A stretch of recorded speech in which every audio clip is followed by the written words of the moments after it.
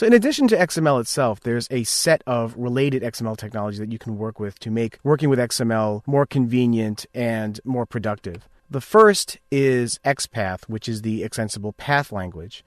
It's used to extract data from inside an XML file. It's very similar to a querying language. If you've ever worked with something like SQL, XPath is very similar.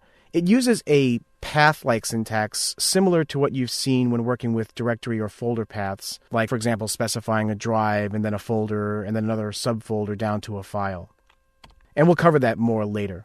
There's also XSLT, which is the Extensible Style Sheet Language Transformations. This is a styling language that takes an XML file and transforms it into something else.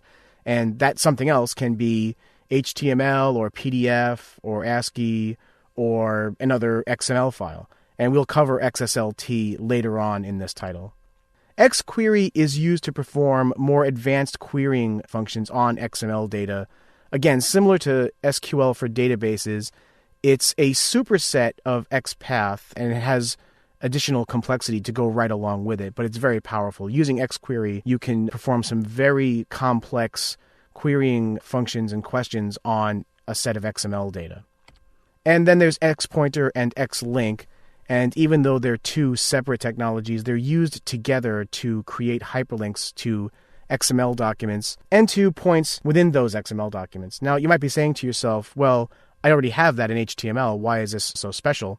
The reason is because XPointer and XLink allow you to create pointers and links to portions within XML documents, even if a predefined link destination doesn't exist within that file. In HTML, you can only create a link to a point that's inside the page if a named anchor has already been created where you want the link destination to be.